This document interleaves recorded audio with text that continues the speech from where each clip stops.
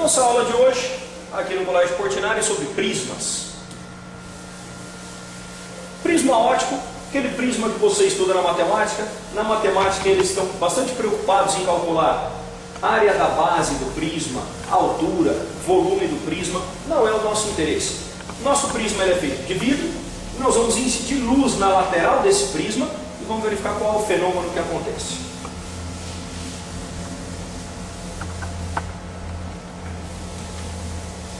Certo. Aqui nós temos um prisma com a visão, você está olhando da base do prisma. O prisma está enterrado aqui no quadro. Você está olhando da base do prisma.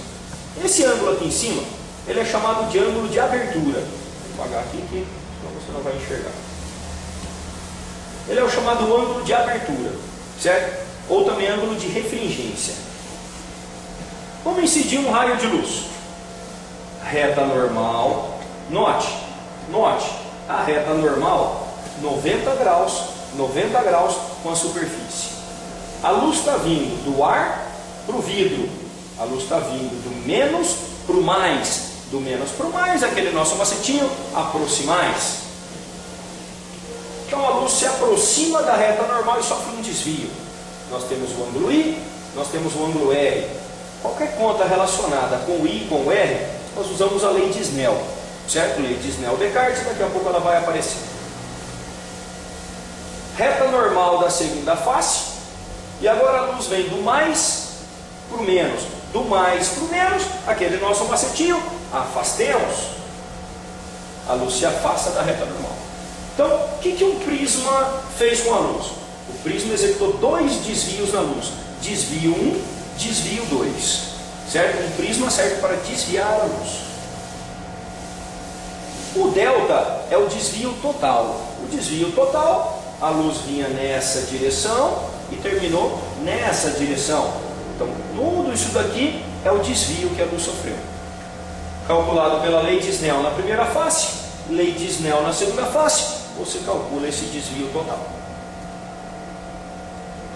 Lei de Snell, como eu tinha falado, N do meio vezes seno I, N do prisma seno R. Seria N1 seno I, N2 seno R. Tem que manjar um pouquinho aquela tabelinha. Vamos para o próximo. Aqui nós temos prismas de reflexão total. Esse prisma, conhecido como prisma de Amici, ele é usado em binóculos.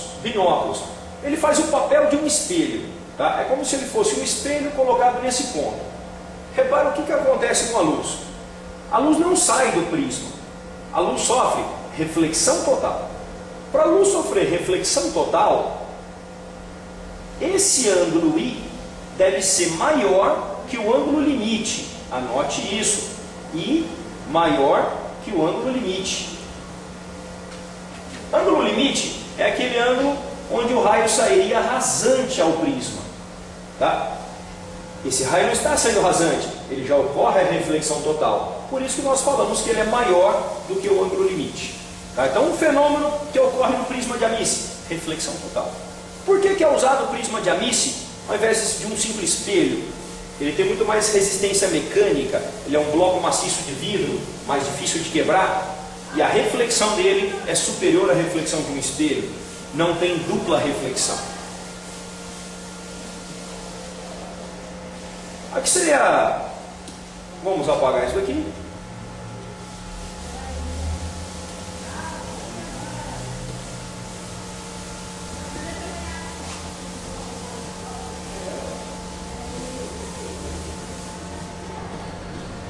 Se recusa a apagar.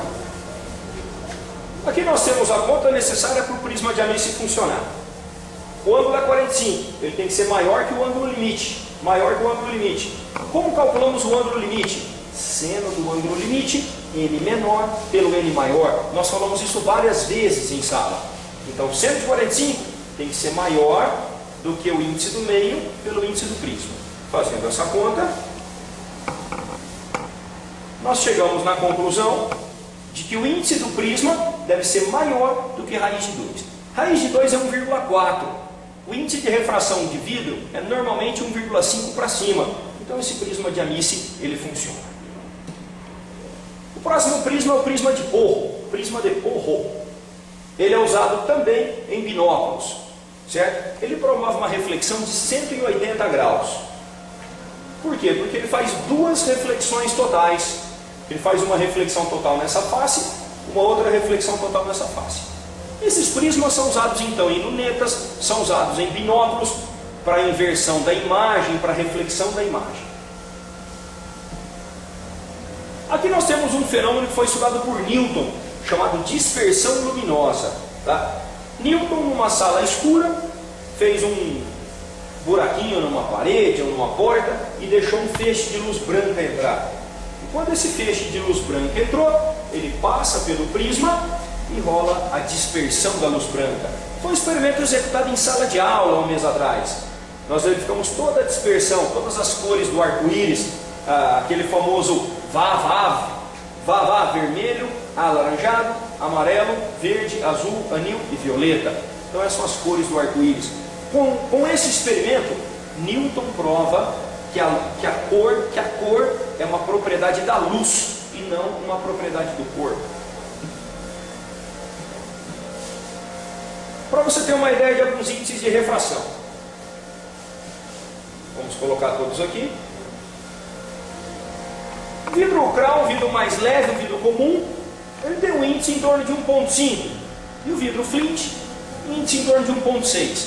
Vidros especiais chegam ao índice de refração em torno de 1,8. Agora note como é ligeira a diferença entre o vermelho, o amarelo, o azul e o violeta. É devido a essa diferença que ocorre a dispersão da luz branca. 1,51 para o vermelho, 1,53 para o violeta. O violeta tem um índice maior. Se ele tem um índice maior, ele desvia mais. Se nós voltarmos no slide anterior, você verifica que o violeta desvia mais que o vermelho. Correto? Então, essa é a dispersão da luz provada por Newton. Aqui, o porquê da dispersão da luz. E com isso, nós finalizamos a nossa aula de prismas. Um abraço, até mais.